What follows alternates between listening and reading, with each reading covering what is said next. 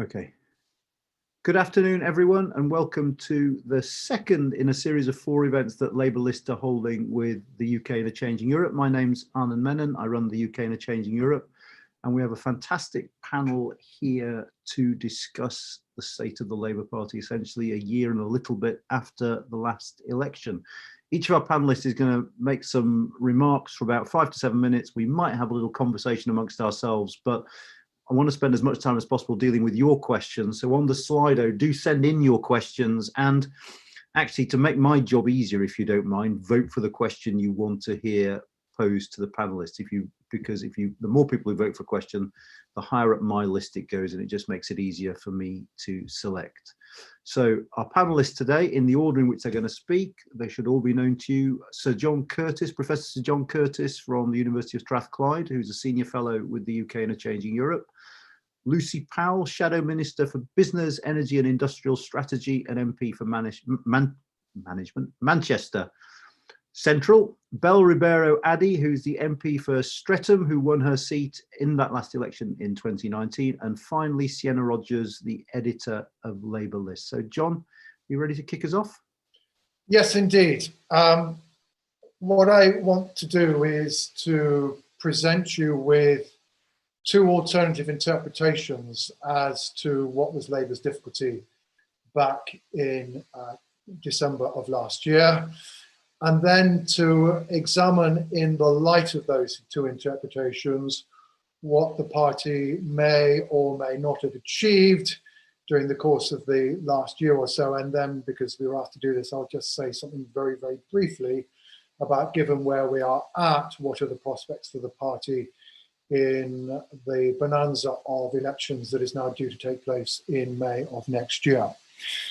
My essential premise behind all this, you won't be surprised at this given we're doing this under the UK and the Changing Europe banner, is that essentially the 2019 election was about Brexit. Why do I say that? Well, if you actually take the current views of voters, not necessarily how they voted in 2016, but take their views as of December of last year, 83% of people who were Remain supporters voted for one of the parties that said in some way or another that there should be another referendum, and 83% of those people who voted Leave voted for one of the 3 parties, the Conservatives, the Brexit Party or UKIP, that were arguing in favour of Brexit.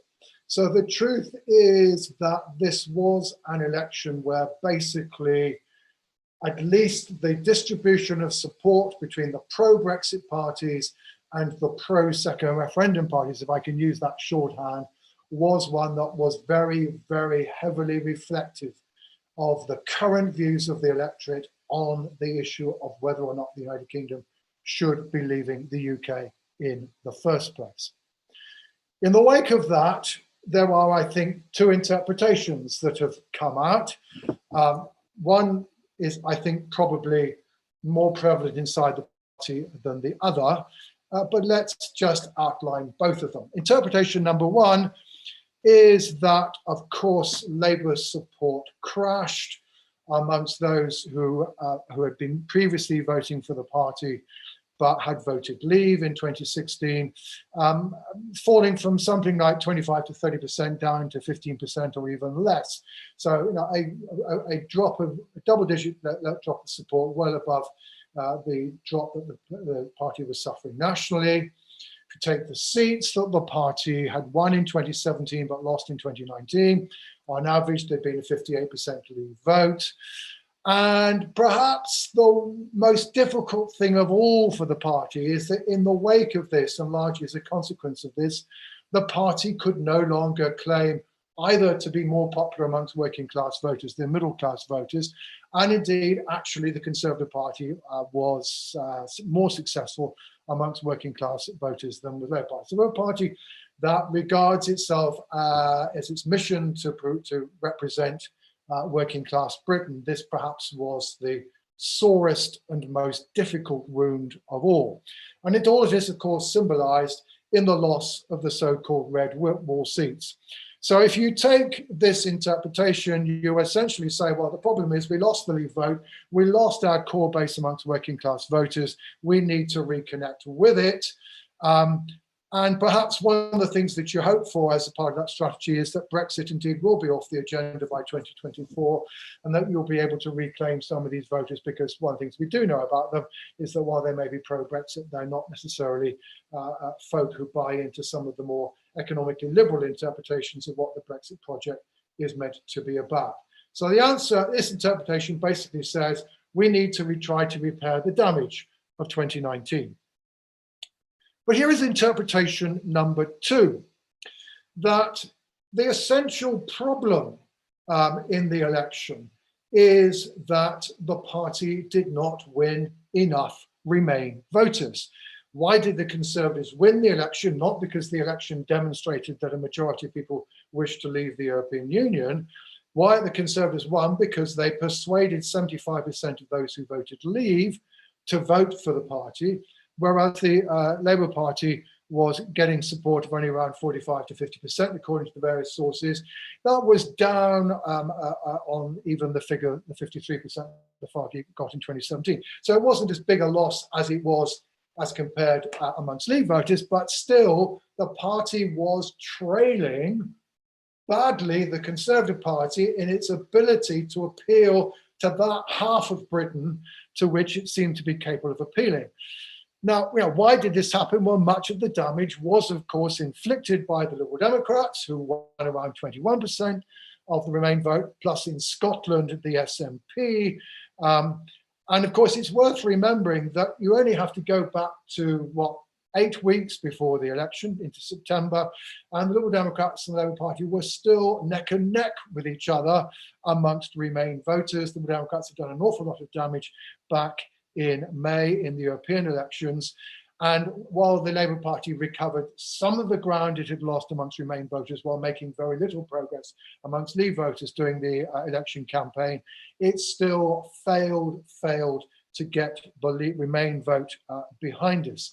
And it's worth bearing in mind that this is certainly not something that is irrelevant to the party's ability to win back red wall seats, because one of the things that is often forgotten is that even if you look at those seats that voted Labour in 2017 but voted Leave in 2016, something like 2/3 of those people who had voted for Labour in 2017 had actually voted Remain. So in other words, even in Leave voting Britain, Labour's vote is disproportionately a Remain vote, albeit undoubtedly the central problem the party faced in a lot of these seats is that 1/3 of vote that was Leave was indeed the bit that departed from it.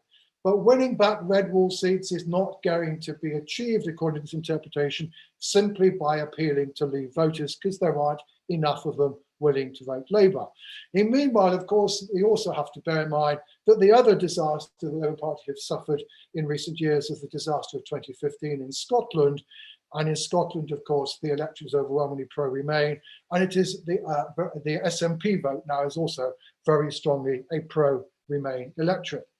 So according to this interpretation, basically you say, well, you're never going to compete with the Conservatives for the Leave vote, that therefore Labour should focus on the Remain vote, which after all already represents around 80% of its support, and that is the way in which the party basically needs to be as effective at winning Remain voters as the Conservatives were in 2019 in winning over Leave voters.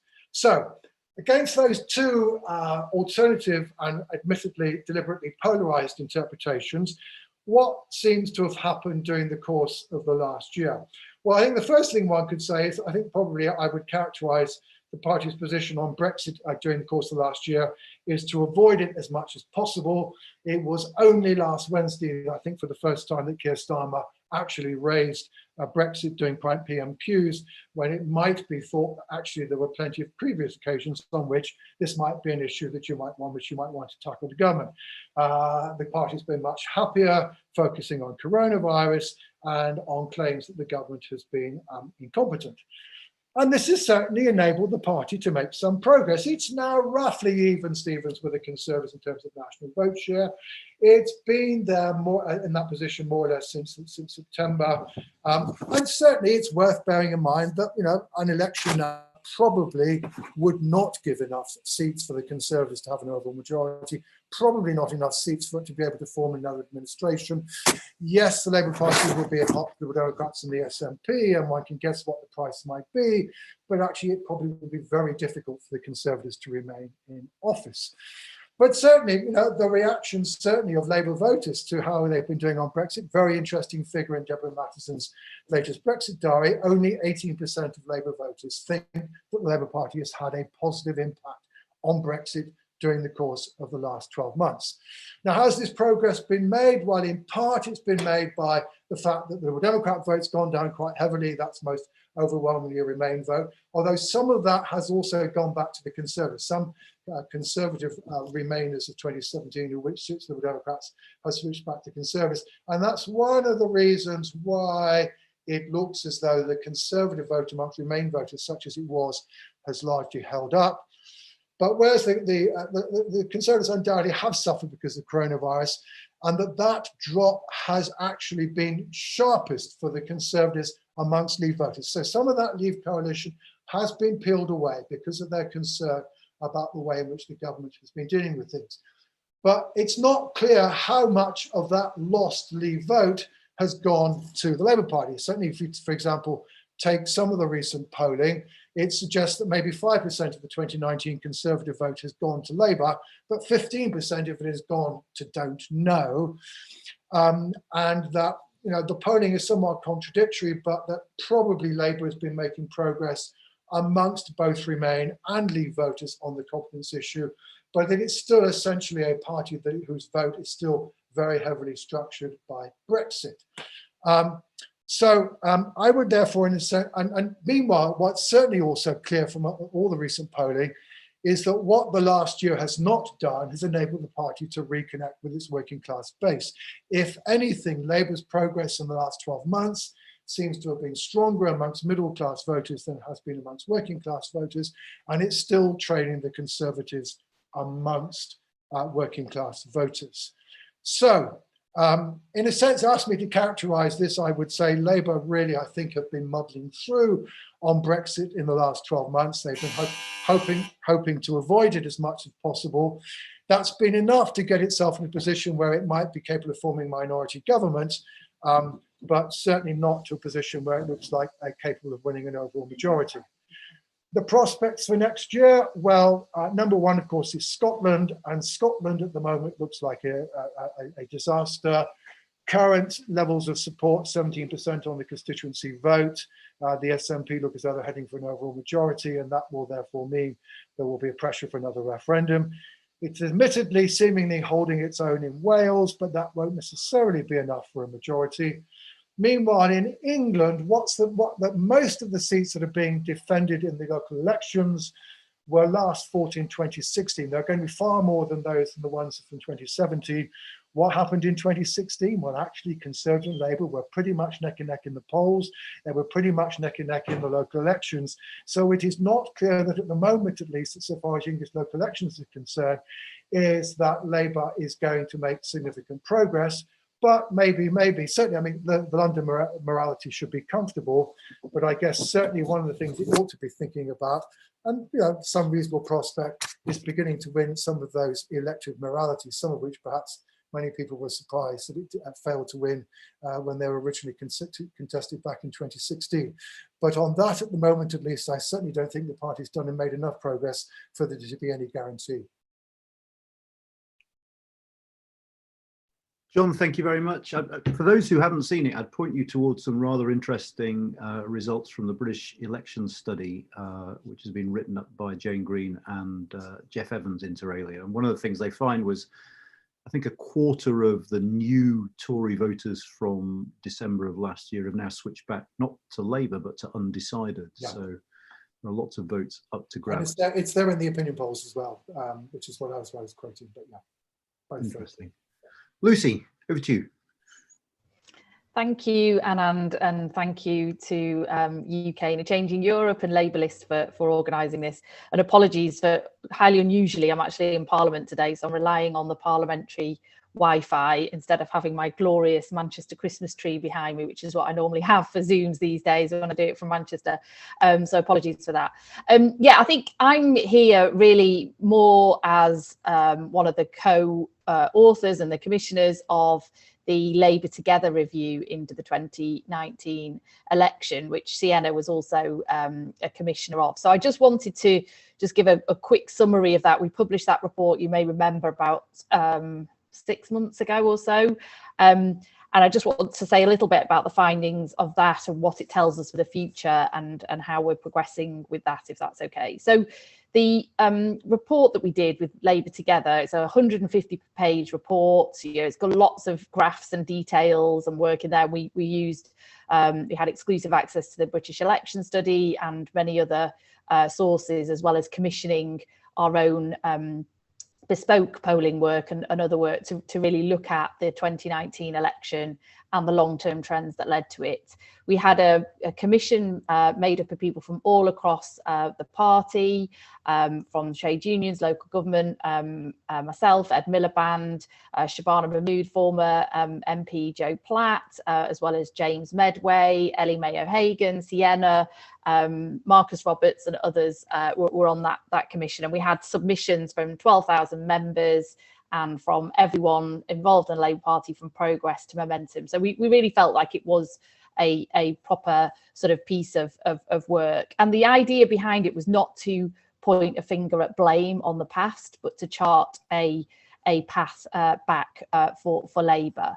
So the three sort of key things that we found, I suppose, in that report was this was an historic defeat for Labour. There's no question about that if you look in any historical context. And in this particular election, it was a combination of Brexit, leadership and a package of policies taken together that weren't seen as believable or credible. And the point I think John has made, you cannot disconnect really the issues of leadership and Brexit. They're very closely associated in that election. We lost all voters everywhere. As John has said, we lost Leave voters, Remain voters, and in fact, in net terms, we lost more Leave voters than we did Remain voters in net terms. And the Conservatives were very successful in the 2019 election in mobilising previous non-voters, something that we in the Labour Party think we're particularly good at. But they mobilised 2 million previous non-voters in the previous elections, and they were particularly Leave-minded working class voters. The second thing we found was that it'd been a long time coming.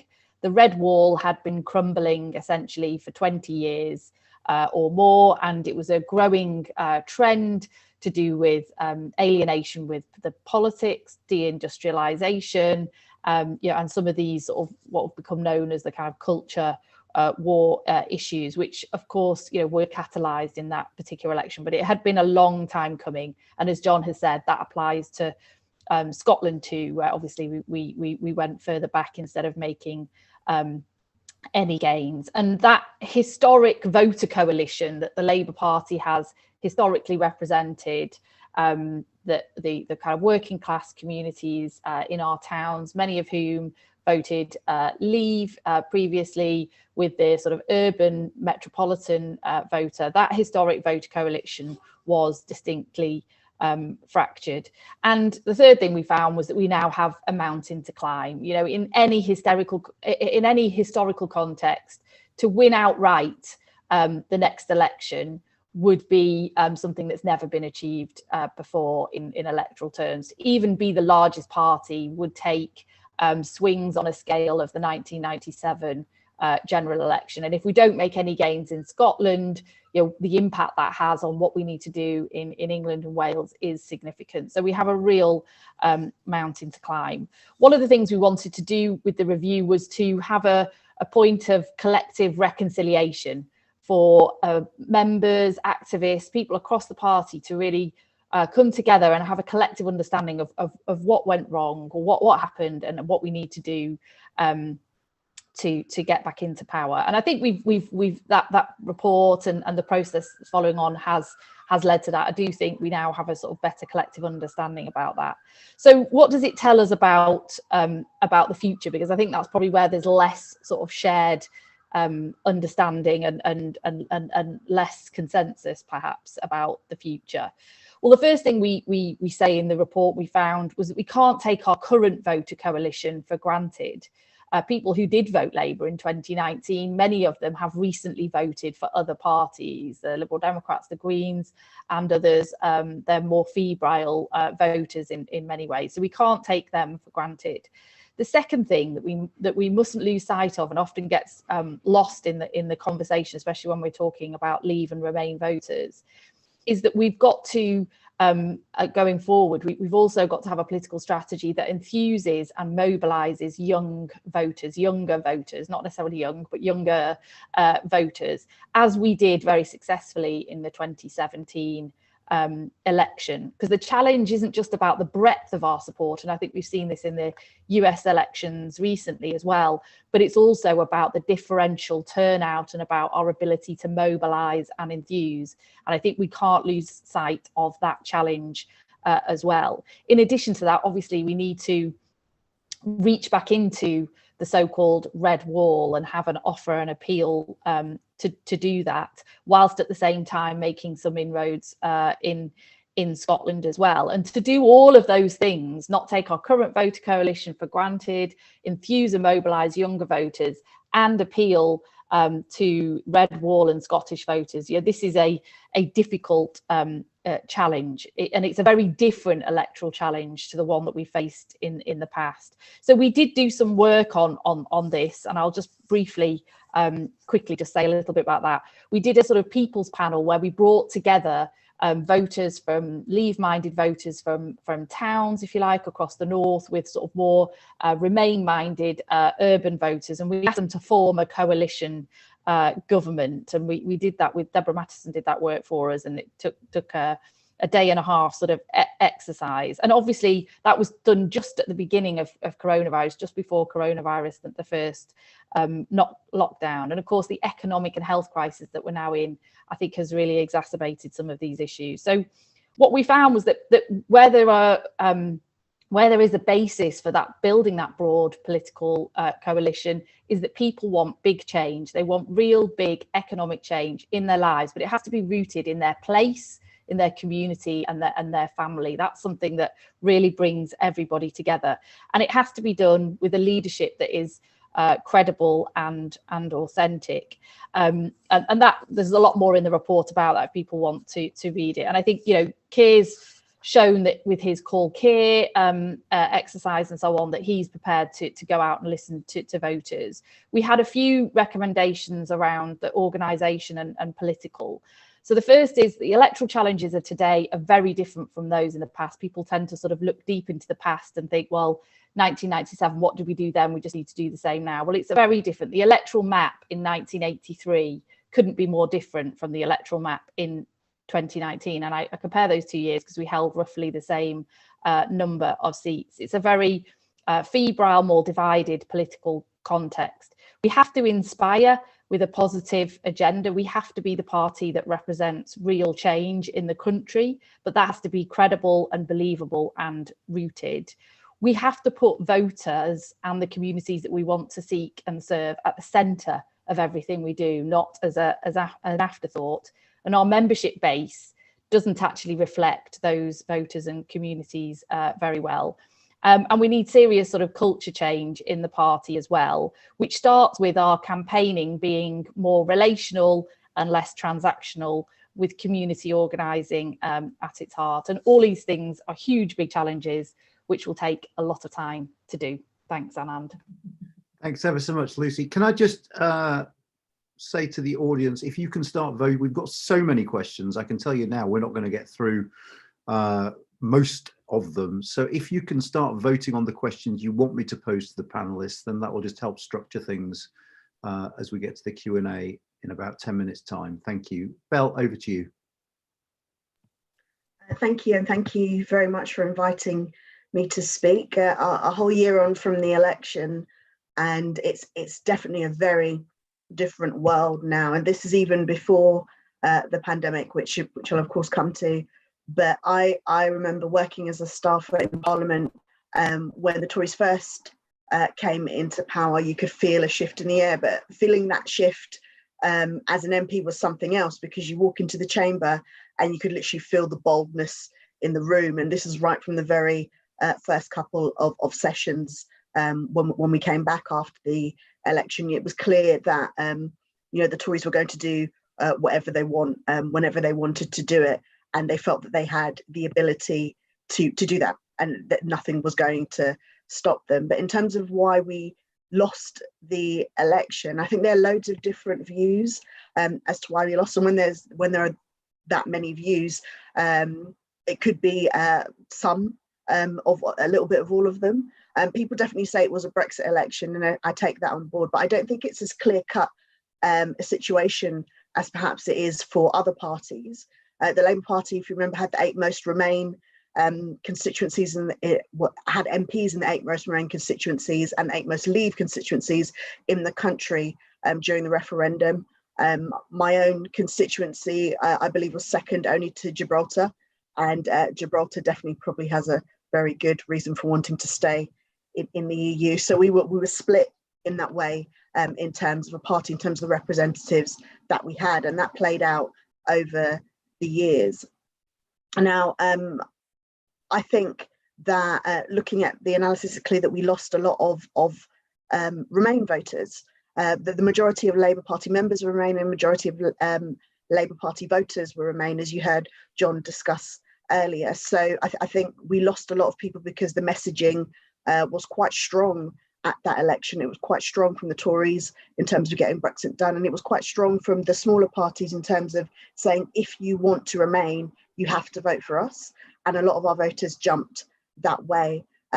We also had to undergo an onslaught of completely unfair media attacks, and they were relentless. And their aim was clearly to gut Labour and turn the then leader into some sort of a bogeyman, and media bombardment actually to people, and they would say things and not necessarily be able to explain how they had come to that conclusion, but it was played at them through every step of the election. Now, some blamed our policies as being unbelievable. Again, this is something that started off as a media line, because I think about some of those policies, and I think about what it is in terms of human nature, and the work that went into the policies to make them financially viable, and they were. Quite a few of them myself, and having developed some of them as a former advisor.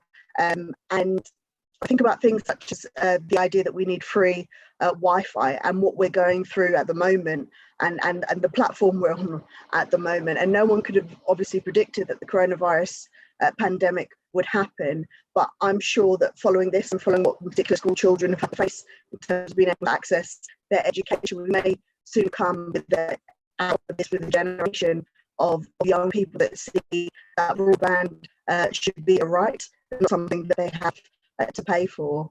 Now, all of those different things can be taken into account, most definitely, and we need to look towards that as we look towards the next election. Now, I'm very much of the belief, and people say I'm far too optimistic, that we're not going to have to wait the full 5 years for another general election. And people say to me, but Belle, why would the Tories just give up and allow an election to happen, especially if it's a period where they're quite unpopular? I mean, we've seen it happen before, and I think it will make a massive difference. I think following the pandemic and what's happened, you can't have a situation where something like this happens and not face some sort of outcry from the country that would demand a renewing of a mandate in a particular leadership. So I hope that's something that's happened. And I think part of the issue when we're looking towards these things in terms of gaining back the so-called red wall seats is that we keep talking about things such as the Labour Heartlands.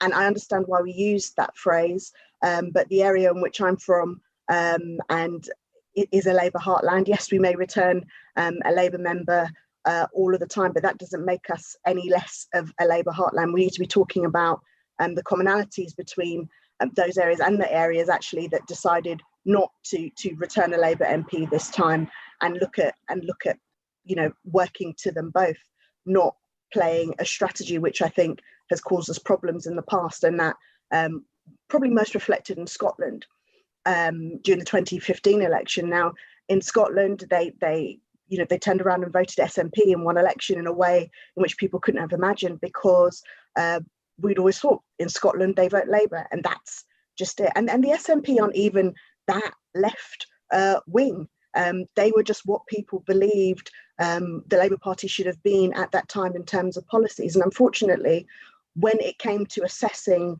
why we lost that 2015 election, instead of looking at the fact that we lost Scotland, which is a significant number of seats that would obviously have made a massive difference, we were looking at the populist idea at the time that we weren't tough enough on immigration, and that saw failures moving into the next election, because we were focusing in an area which wasn't really ourselves. We were trying to outdo the Tories on messages like that, as opposed to explaining to people against the populist view that migrants weren't actually driving down wages and taking all of the resources for people in this country.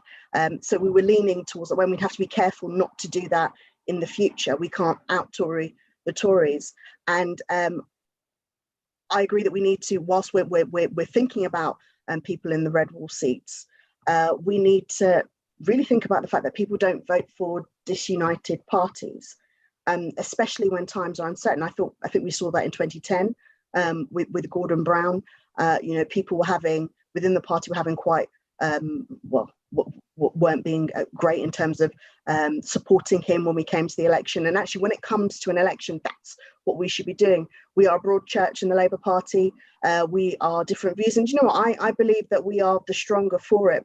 But when it comes to an election, and you see the Conservatives do this, and when it comes to election, everybody just gets down to it. Everybody unites around the leader, and everybody gets on with the course of making sure that their party gets the most seats possible. That is the game at the time. And unfortunately, infighting, I believe, caused a lot of issues. Now we're in a good position now. And we should be in a better position, I believe, with the situation in the country. I'm not one for thinking that how we vote coming up on for the Brexit vote, should it come, should we have a deal, which is looking increasingly unlikely, but who knows, will have as big of an impact. Absolutely, at this stage, the Tories are going to be blamed for this. They've shown that they don't understand how to negotiate, and that might be because they've never actually had negotiators for all these years. They think they're trying to assert their independence instead of realizing that getting a trade deal is actually about managing interdependence. And you'd think after 4 years they could have brushed up a bit on those negotiation skills and figured something out. But they've been absolutely clear in what's going to happen. And in the next few months, because of the economic recession that's looming, and because of what will happen with Brexit. Now, even if no deal, whatever form of deal the government are able to achieve, both of these are going to be catastrophic for this country because of the stage in which we're at. And it's going to be a time where the Labour Party are going to have to show leadership, show that they have a way out of the crisis, and rally the people to, I think, push in whatever way they can for that election sooner than the 5-year term we're expecting. And I'm very hopeful for that. Brilliant. Thanks ever so much, Belle. And last but not least, Sienna. Thank you. So I'm going to try and whiz through my bit quite quickly so that we can get to questions. So I'm going to talk about kind of what's most notable from my perspective, from a very LabourList perspective, is just the extent to which the Labour Party has changed internally. And I'm going to sort of cover what has happened over the last year. So obviously, at the start of April, Keir Starmer was elected leader and Angela Rayner deputy leader. Huge change. I mean, it was quite predictable from the beginning of that leadership contest. It seemed to be going that way. But obviously, that was a big moment in the Labour Party. And then we had the Labour Leaks report, as it's known among members, that arrived in April. And Keir Starmer had just done, this campaign based on this party unity message, as well as professionalism and electability, and that's what he really concentrated on. And this report, which was about kind of the behaviour of party staff in HQ and the handling of anti-Semitism complaints, kind of touched on all of those issues that he was talking about in that internal contest. And it kind of was a major blow for all of those things. I mean, clearly it didn't demonstrate competence, the fact that, the way in which it was leaked, in that there was a massive data breach and there's going to be lots of legal action over that. It wasn't professional, the way that the staffers behaved, and the way that they talked about MPs and other staffers. It was clearly a very hyper-factional environment in HQ. That's what, the kind of allegations of the report suggested and pointed towards, and it confirmed some of people's worst fears. So then we had a new General Secretary in May. Jenny Formby was out, David Evans was in, and he was clearly the leadership's pick. And I think this was the kind of first big sign that Keir Starmer is really willing to take risks with internal matters. He's actually been incredibly bold. He started out talking about how he really needed to be constructive with the government on things like coronavirus. But in terms of internal Labour things, he's been pretty strident and pretty clear and not minced his words, basically. And there was a big pushback from left-wing unions and this General Secretary appointment. All they knew about him really was this report from 1999, and it made them quite suspicious. And the left on the NEC, that's the Labour's ruling body, they backed a union man, Byron Taylor, but they were narrowly defeated. So this was a huge change in terms of the party machinery. This is when the leadership really took control of it. And then fast forward to the EHRC report on Labour anti-Semitism. Obviously, the response to that was really designed to draw a clear line under Labour anti-Semitism and recognise just how much work there is to do in the party to tackle that. But the response was ultimately dominated by an incredibly messy affair about Jeremy Corbyn posting a statement, then being suspended from the party, and then being let back in a process that was overseen by David Evans. And then, there are allegations about involving, communication with the leader's office during that process. And then the leader obviously responded by continuing to withhold the whip. So obviously now there is this standoff in terms of whether Jeremy Corbyn should apologise, and there is legal action being pursued by Jeremy Corbyn's team. So this, again, it's another huge event in terms of Keir Starmer set out this mission to have party unity, and as Belle kind of referenced, everyone agrees in the Labour Party that this is absolutely key to winning the next election, but it just looks like there are absolutely huge challenges to that. I mean, at the moment, the former leader of the Labour Party, everyone was campaigning to be Prime Minister, doesn't have the whip at the moment, so we can see that clearly is not going to be a unified situation. And in November, Keir Starmer got an NEC majority. So this is really crucial. Labour's ruling body kind of makes really key decisions, things like Jeremy Corbyn, whether he was going to be automatically on the ballot paper or not. Those are the kind of calls that the NEC makes. So it's really important to the internal kind of governance and the implementation of the rule book in the Labour Party, which leads to these kind of big calls that change the direction of the party. And it was kind of overlooked that in April, when Keir Starmer was elected, they also had these by-elections for the NEC, and 3 Corbyn skeptics got in at that point and were elected to the ruling body. And then the latest full elections were actually quite good for Corbynites, for the Labour left in the party, in terms of they actually got a majority of member representative seats, but overall, partly because there was a rule change, a voting system change, it was good for the leadership, and they finally got a working majority on the NEC. Now, Keir Starmer has achieved all of that, change of General Secretary, change of NEC, all of these things incredibly quickly. I mean, it took Jeremy Corbyn a lot longer to achieve these kind of things. So now we've seen Margaret Beckett take over as a chair of the NEC, rather than the vice chair, who people had expected to take over. And the officers group, which is this core decision-making body within the NEC, really has changed hands with the new subcommittee chairs. So this is all quite niche, but basically it just shows the Labour Party has changed drastically internally over the last year. So that's a really big change from the last election. I think I would say that the kind of main points that I would say out of those changes are, kind of relationships have really changed between the leadership and other stakeholders in the Labour Party. The Corbyn leadership was heavily dependent on the support of left-wing trade unions. Unite, for instance, got it out of that scrape in terms of Labour Live, that festival. So its NEC majority really was very dependent on Unite and other left-wing unions. Obviously, its general secretary came from that union. The funding and the help with organising that those unions provided was really crucial to the leadership. Now, fast forward a year, Unite has cut its funding to Labour. The Bakers Union is considering disaffiliating from the Labour Party, and Starmer has really focused on, in terms of donations, targeting high net worth individuals, and hasn't really given the impression that the leadership is incredibly bothered by the fact that Unite, for instance, has cut its affiliation funding. And in terms of communication, that's the other thing I would say, apart from relationships. I think one of the notable things about this leadership is it's shown a bit of a lack of interest in terms of talking to the party membership. I think that's not about the fact that its messaging and its decisions over policy making aren't guided by members, because I think that's a completely separate issue. But I think the leadership hasn't really explained to members what it's doing either, and why it's going in the direction that it's going in.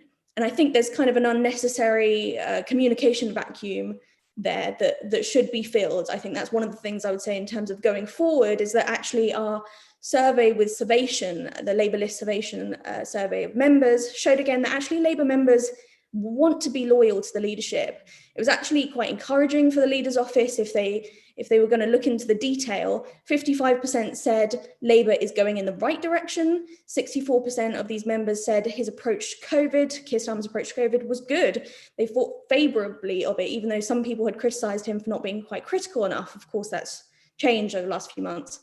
So I think the leadership really wants to avoid developing a kind of defensive attitude that's creeping up as it did during the Corbyn leadership, really wants to avoid that, because really party members are still absolutely desperate for Labour to win. That's why they chose Keir Starmer. They thought he was the most electable candidate, and I think they still want that. But obviously party unity is a massive challenge, and communication and relationship building could really help with that. Thanks ever so much, Sienna. That was fascinating. We've got about just under 15 minutes left, and I'm keen to get through the top few questions. What I'd suggest is that not everyone needs to answer every question. So if I put them to the panel, if just a couple of you want to come back with answers, we'll try and rattle through these. I also think, as a populist at heart, we should offer a mug or something to the person whose question is voted the most popular. And this week we have a tie between Ginny Smith and David Cooper. And Ginny Smith asks, will the Labour leadership consider a progressive alliance with other left of centre parties to vote the Tories out? Who wants to go for? Oh, I suppose we should start with the MPs on that, really, shouldn't we? Yeah, I don't mind quickly coming in on that. It's funny, actually, I've done quite a few CLP meetings recently on the Labour Together review and about the election and how we can move forward. And PR is always one of the first questions that Labour members ask me about in that context. And I think it sort of relates to this, really, a sort of PR progressive alliance question. So let me just take the PR bit of that first, which is, if we want to change the electoral system, which personally I would like to see happen, I always have had, we have to win under the current terms of the electoral system that we've got today in order to do that. So it's not something that can happen first. So we first have to be able to answer these challenges that we've been discussing today under the current system that we have.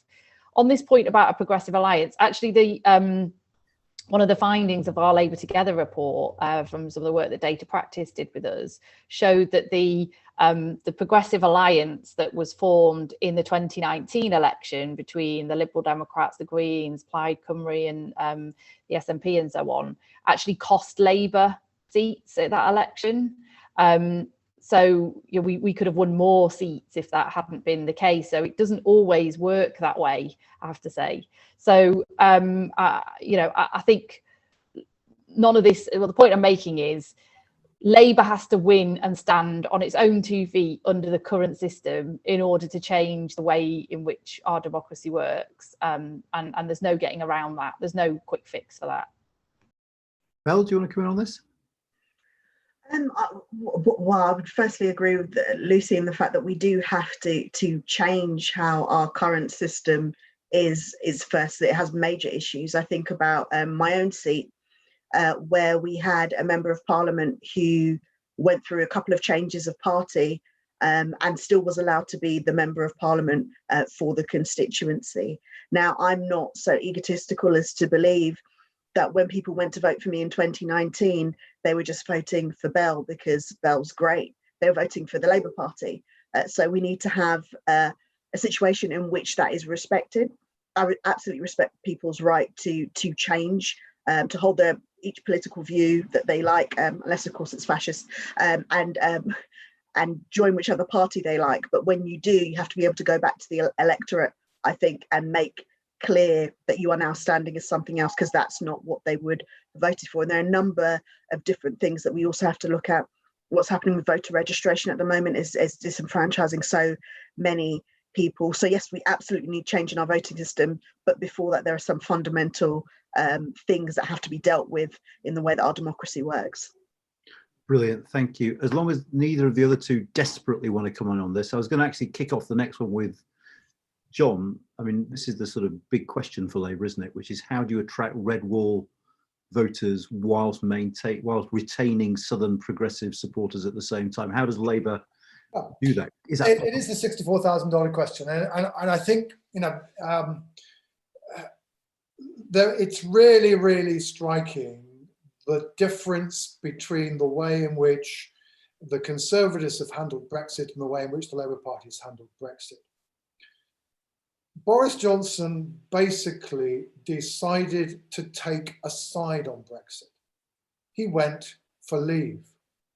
Along the way, he was willing to cast aside, or at least leave to their own devices, significant sections of the Conservative coalition, including not least business, etc. He basically chose a side, and also in doing that succeeded in squashing the Brexit Party, and the rest is history.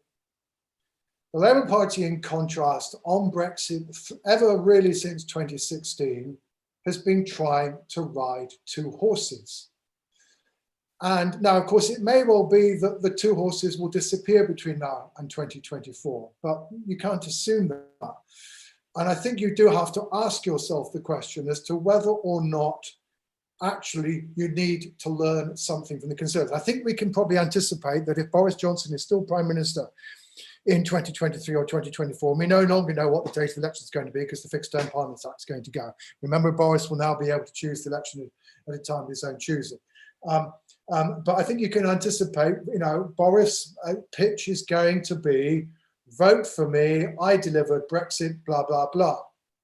And is probably again going to choose a side. So the question, therefore, that faces the Labour Party is, does it think that second time around, not choosing a side is going to work, or whether or not it does need to change a side? Now, of course, in saying all of that, the structural difference that faces the two parties is on the Brexit debate, is at the end of the day, you know, UKIP and Brexit are relatively new phenomena without deep organisational roots. The problem that there is on the Remain side of the argument is that, you know, where the SNP has certainly got deep organisational roots, and meanwhile, so also have the Liberal Democrats. I mean, weak though they may be, they are still a party that's been in existence ever since, you know, the mid-Victorian era, etc., etc. So they're not likely to disappear in the way that the Brexit Party and UKIP have both of them effectively, in many respects, disappeared. So there's no doubt that the position is more difficult.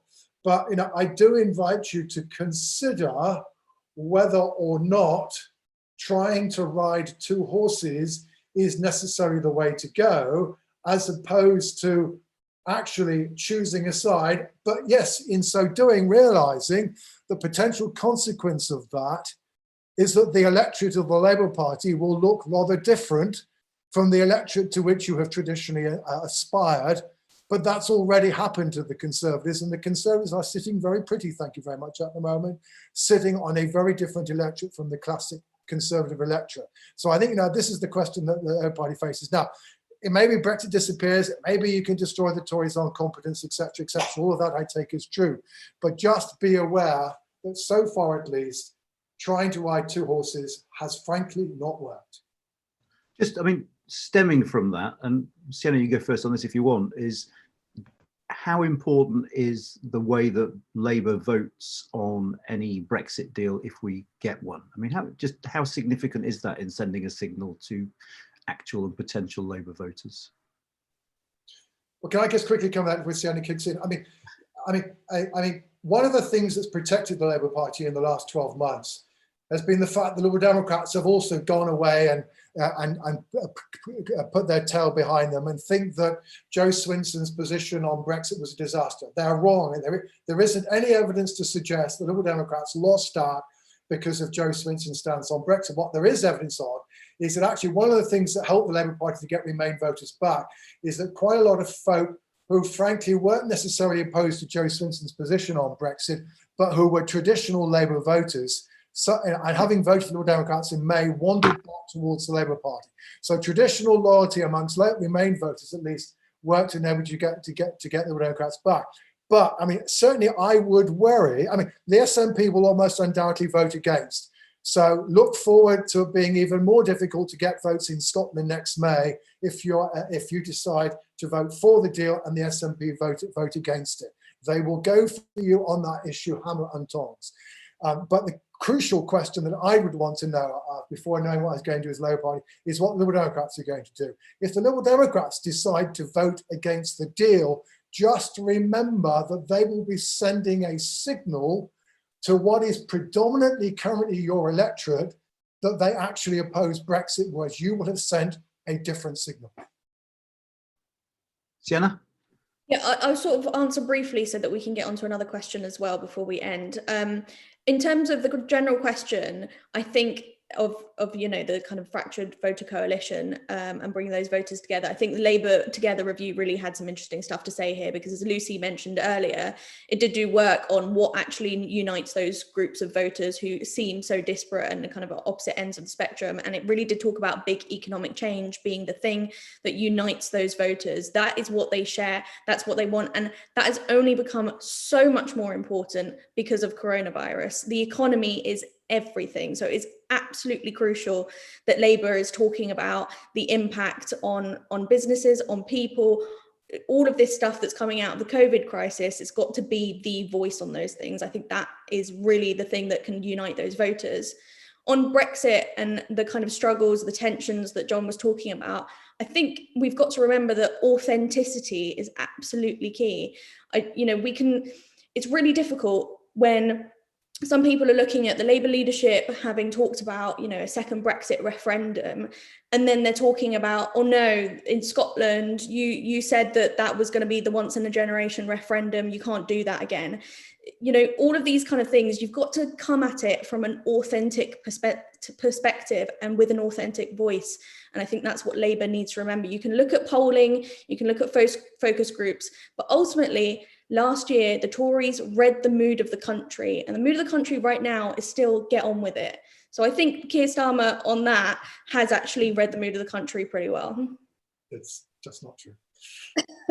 John disagrees. Can I just briefly jump in on this? Can I just briefly? Yeah, jump in, Lucy.